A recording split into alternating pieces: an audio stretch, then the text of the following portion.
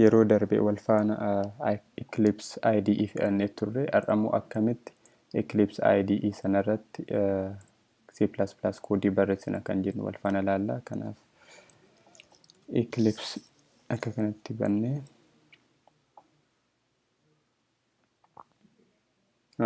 asitti workspace directory simplachiisa. Workspace directory jechuun bakkee isin itti preference keessan fi wantoota hojjettan projectii keessan itti ol keewwattanii jechuudha. So setting keessanii fi koodiin keessan achi keessa taa'aa jechuudha. So an kanan yoo barbaadan jijjiiruu dandeessu, itti fuuftanis launch jechuu dandeessu.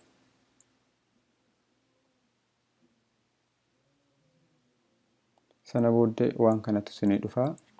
So asirraa akkuma argitan C++ project banuu dandeenya. Kanaaf as dhufnee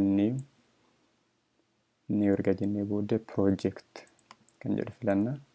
Project kan jedhu keessa yoo ilaaltan general project, C++, RPM, tracing kan jedhaman jiru. Nuti C++ filanna. Achiin next jettuuni. Maqaa projectii keessanii yoo kennitaniif projectiin keenya kutaa hedduu waan qabuuf kutaa jalqabaa boqonnaa jalqabaa yoo jedheen amma projectiin maqaan isaa boqonnaa jalqabaa jedhamu workspacein sila isiniin jedhe sana keessatti naaf ol kaa'amaa jira jechuudha. So projectiin kun gosti isaa maali? GNU dha moo executable moo library dha moo static library dha moo makefile project dha? Yeroodhaaf jalqaba waan ta'eef executable dha ta'a. Executable sana keessaa empty project yookiin hello world project tu jira. Nuti empty project kana filanna. Gama kanaan immoo toolchain waan jedhamu jira. Toolchainiin kun compiler of keessaa qaba, linker of keessaa qaba, assembler of keessaa qaba. Walumaa galatti projectii keessan build godhee gara executable file.exe kan isin jijjiirudha. Al tokko projectiin keessan gara .exe erga jijjiiranii booddee hojii isaa hojjechuu danda'a jechuudha. Kanaaf crossdha filannaa. Sababiin isaa koodiin barreeffame kun executable filein isaa window irratti isaa ta'u, ubuntu irratti isaa ta'u, mac irratti akka hojjetu waan barbaaduuf jechuudha. Next jedhanii sana booddee kanatti fuftanii akkasittuuni amma iddoo kanatti cross compiler keessan prefix isaa filadhaa, path isaa filadhaa isiniin jedha. Kan koo yeroo darbe video darbe irratti waan already fe'adheef GCC cross compiler systemii cufumaaf waan argatuuf ani hin galchuuf. Garuu window irratti yoo fayyadamtan cross compiler prefix jechuun fakkeenyaaf yoo compilerichi min gw cert gtt.exe yoo ta'e .exe jechuun executable ta'uu agarsiisa. Ishii kana biraa balleessitanii kun prefix isaati. Browse yoo gootan immoo iddoo .exe sun jiru dhaxxanii kennituuf jechuudha. Raawwattanii jechuudha akka sana. So amma kana waan nama barbaachifneef finishing jedhaanii amma projectiin koo naaf uumamee jira jechuudha.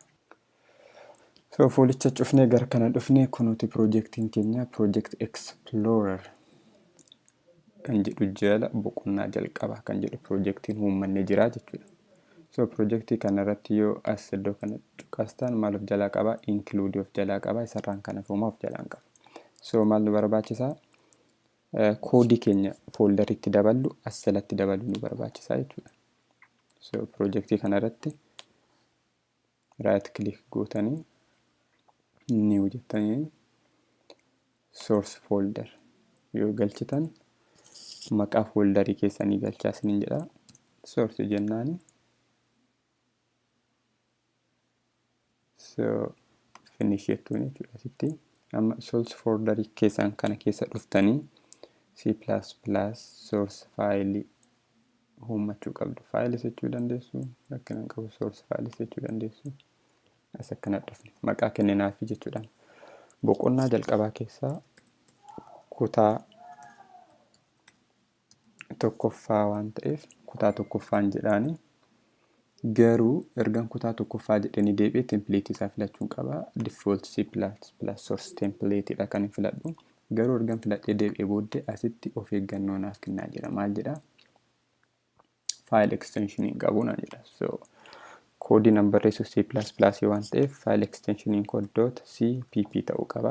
.cpp tti dabala. Inni sirratee finishing jedha. So amma iddoo kana geenya. As keessatti maanni kan argitaa jirtan kun comment jedhama. Comment jechuun yeroo koodii barreessitan kutaa guddaa lama qaba koodiin tokko commentii fi program partii jechuudha. Commentiin waa'ee programii keessanii waa'ee koodii keessanii kan ibsudha. Garuu compiler'iin hin beeku. Nama koodii sana dubbisuuf akka ifa ta'uuf kan barbaachisedha. Program partiin immoo kan kompiitara irratti hojii isaa kan hojjetudha jechuudha. Kanaaf wanta kana yoo barbaachisaa ta'e fooyyessuu dandeessu. Fakkeenyaaf guyyaa inni barreeffame guyyaa caamsaa bara 2018 eenyutu barreesse?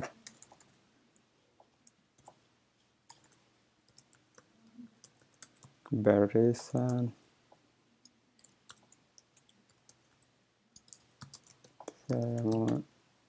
Gannanaa yoo akkasumatti dabaltanii version tokkoffaa jechuu ni dandeessu. Waan informationii barbaachisu kana dabaluu dandeessu jechuudha. Erga akkas gootanii booddee koodiin nuti har'a barreessinu iskiriinii kompiitara keessanii irratti kan baga nagaayan dhuftan jedhee display isinii godhuu barreessinaa jechuudha. Wal faana koodii kana barreessuudhaaf preprocessoriin nuti fayyadamnu include jennee iddoo kanatti outstream.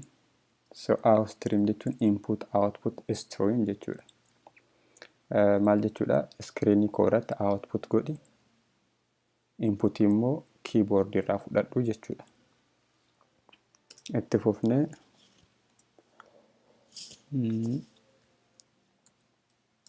int main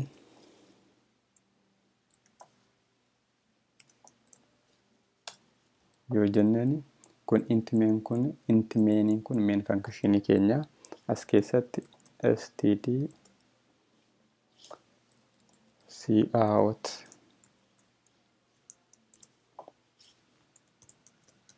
Baga nagaayan dhuftan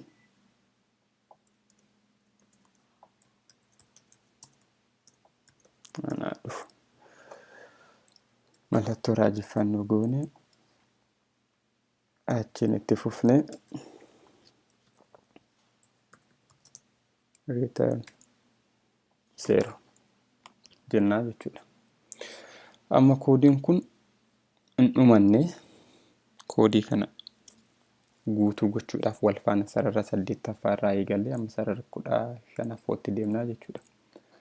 Tokkoffaa irraa qabee amma 7ffaatti kan jiru comment yookiin description koodii kanaa waan ta'eef koodii kana ibsuun alatti hojii gara biraan qabu. Ittaanee 8ffaa irra kan jiru include outstream jedhama. Kun preprocessoriidha.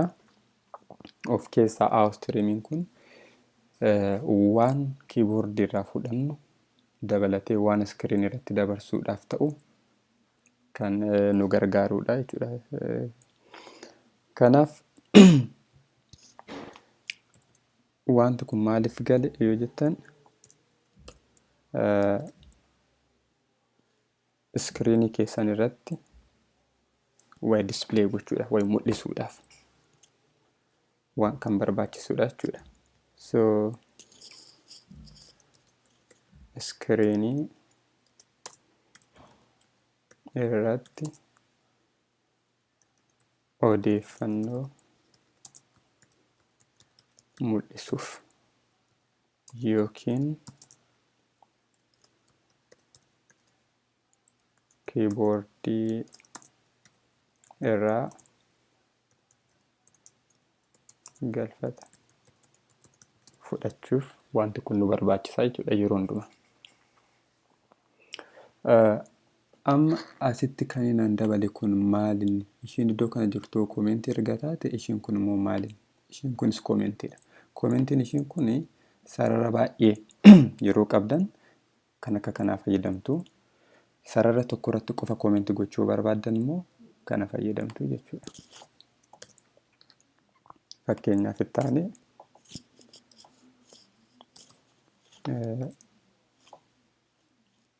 main function kanaa gad kan jiru main functionidha. Main functioniin kun Proogiraamii C++ kamiyyuu keessatti kan barbaachisuudha. Proogiraamiin kamiyyuu main functionii qabaachuu qaba jechuudha. So main function asitti eegala jechuudha. Asii gaditti argama. So yeroo C++ koodii barreessitan fakkeenyaaf yoon ispeesii amma kana godhes yoon amma kana godhes homaa garaagarummaa hin qabu. Itti aanee int main jennee amma koodiin kamumtuu waan kana qabaachuu qaba. Int main functionii qabaachuu qaba. Main functioniin kun immoo gosti isaa int yookiin inteejaridhaan nu deebisaa jechuudha. Kana gara fuulduraatti wal faana ilaallaa. Har'aaf garuu akkasumatti fudhaa. Itti aanee std:2 cout baga nagaan dhuftan anaa dhufu kan jedhu qaba. Amma kun komaandii tokkodha. Kana kan iskiriinii keenya irratti mul'isuudha. C++ keessatti koodii kamiyyuu erga barreessanii deebitanii booddee kana fayyadamtanii statementii sana cufuu qabdu, fixuu qabdu jechuudha. Yoo kana fayyadamtanii cufuu baattan akka kana isiniin jedha. Syntax error isiniin jedha. Amma iddoo kanatti sababbiin syntax error qabaanneef egaa kanan gooneef jechuudha. Amma sana dabalu syntax error hin qabu jechuudha. So koodiin keenya kan raan godhamu as keessatti argamti jechuudha. Garuu koodii kana raan osoo hin godhiin dura rakkina isaa hubachuu qabna. Rakkina qabamoo hin qabu kan jedhu.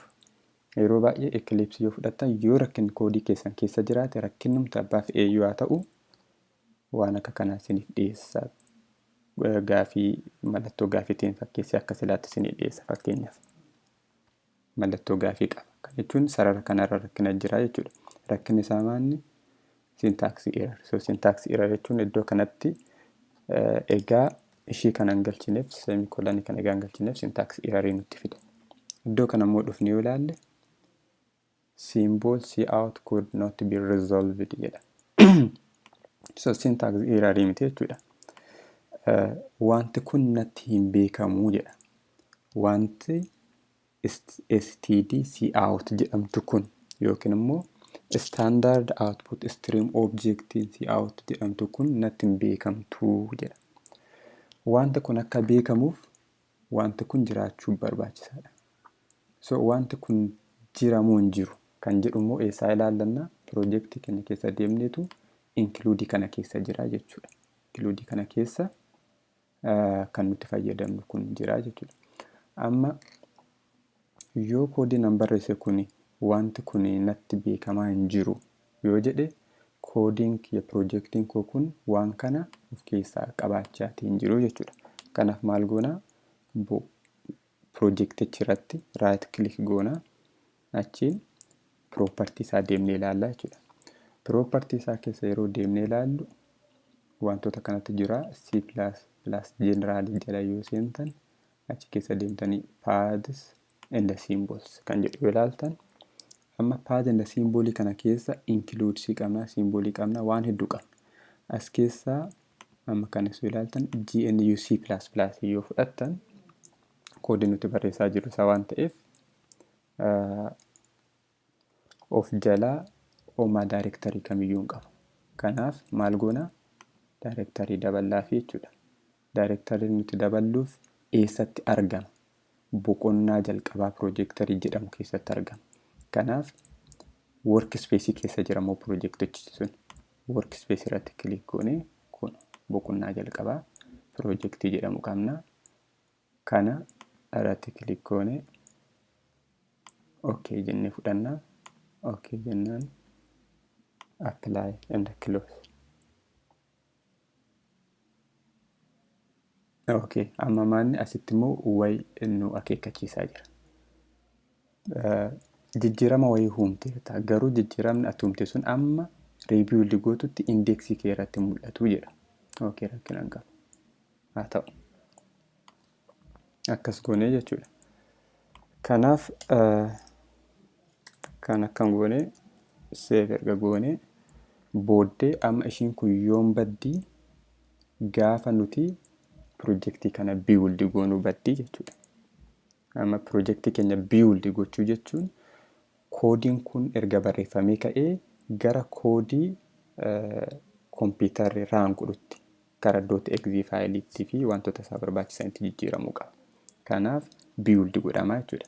So build jechuun fakkeenyaaf amma yeroo sooftiweerota garaa garaa fedhattan application kan jedhamu yookiin immoo setup kan jedhamu jira. Setupin sun executable fileedha. Executable filein sun koodii C++ yookiin language biraatiin barreeffame erga build godhee argamee sanaa jechuudha. Amma build jenneeni build godhee nu fixe rakkina hin qabnu. Ishiin sila asitti dhuftee rakkina humte sokkitee jechuudha. Amma koodii keenya kana erga kanatti raawwannee booddee maaltu nu barbaachisaa? Raangoonii riizaltii keenya kana baga nagaan dhuftan jedhee iskiriinii keenya irratti nu display godha. Wanta jedhu ilaaluu qabna. Kanaaf pirojektii keenya irratti right click goonee raanaas jennaani run configuration. Amma yeroo hundumaa C++ Eclipse irratti yeroo pirojektii C++ dhaan uumtanii barreessitaniif IDE biraa irratti yeroo barreessitan garaagarummaa qaba. IDE biraa irratti al tokko seetingii keessan seet gootanii kaawwachuu dandeessu. Eclipse irratti garuu pirojektii tokko irratti seetingiin keessan pirojektii gara biraatiif hin barbaachisu. Qoba manage godhachuu dandeessu jechuudha. Kanaaf pirojektii tokko irratti yoo dipendency qabaattan dependency projectii tokko fayyadamtan projectii biraatiif yoo barbaachisu ta'e dabaluu isin hin barbaachisu jechuudha. So amma as dhufnee C++ application kan jedhu irratti new yoo daballe amma maal jedhaa boqonnaa jalqabaa debug maqaa jedhu kenneefira ofuma isaatiif kenneefi jechuudha. Amma maqaa kana jijjiiruu hin dandeenya yoo barbaachisaa ta'e. Garuu yeroodhaaf dhiifnu biraa darbinuuti pirojektiin kun boqonnaa jalqabaa jedhama. Sirriidha, pirojektiin keenya boqonnaa jalqabaa jedhama. As keessa appilikeeshinichi galuu qaba. Amma appilikeeshinichi galuu qabu sun kutaa 1ffaa jennee isa barreessine C++ faayilii osoo hin ta'in isa build goonee debug foldarii keessaa executable faayilii qabnudha. Kanaaf alum tokko kana sirreessitu sana booddee wanta isin jijjiirtan achuma irratti seef gootanii beekama waan ta'eef al tokko kana raawwachuu qabdu. Browse yoo jettaniin okay. Asirra users keessa yoo seenne users keessaa kana keessa seeneen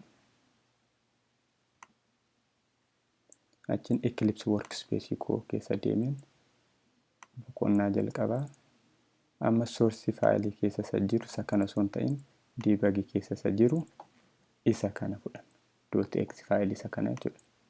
.exe faayilii okay jennaan achiin run yeroo jettan baga nagaan dhuftan anaa dhufu jedhee asirratti isiniif maxxanse jechuudha. So kun eessatti mul'ata? Konsoolii irratti mul'ata. Asuma adii kana keessatti konsoolicha waan fidanii galchaniif asirratti mul'ata jechuudha. Yoo window ta'e immoo command prompt keessan irratti mul'ata jechuudha. Fakkeenyaaf itti fufnee yoo koodii kana fooyyessuu barbaanne fakkeenyaaf std cout anaa dhufu erga jettanii booddee fakkeenyaaf std cout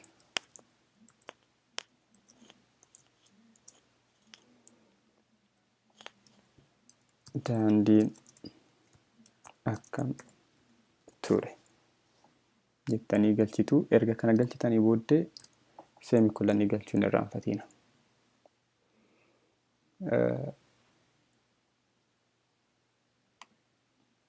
Akkanatti amma asirraa kana qabna.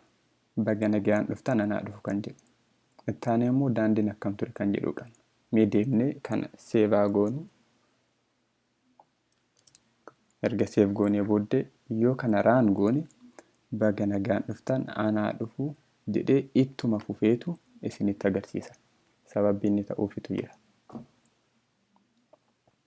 Baga nagayaan dhuftan anaa dhufu daandiin akkam ture jedheetu isinitti agarsiisa. Amma garuu ishii daandiin akkam turte jettu kana karaa jalaatti yoo gad fiduu barbaanne wanti nuti goonu iddoo kanatti opereetarii galchinaaf. Opereetarii jechuun n jechuun kun sarara haaraarra deemi isattaan hojjechuudhaaf new line jechuudha. Fakkeenyaaf ammoo kana seef godhee yoon deebi'ee raan godhe baga nagayaan dhuftan daandiin akkam ture kan jedhu fida jechuudha akka kanatti. Fakkeenyaaf egaa dhumarratti ta'ee qofaaf miti.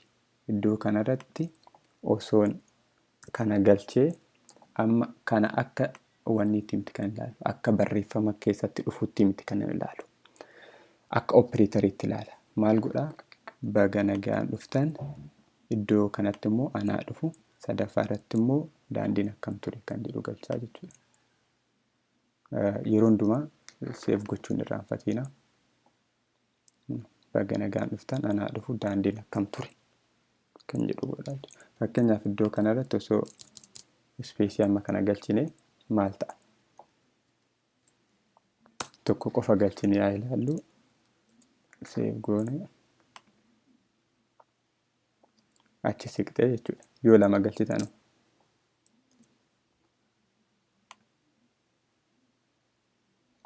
ispeesii isinii kennaa deemaa jechuudha akka kanatti. Akka kanatti koodii keessan irratti eksperimentii garaa garaa gootanii yoo akkas ta'e yoo akkana ta'e hojjettanii wantoota hedduu irraa barachuu dandeessu jechuudha.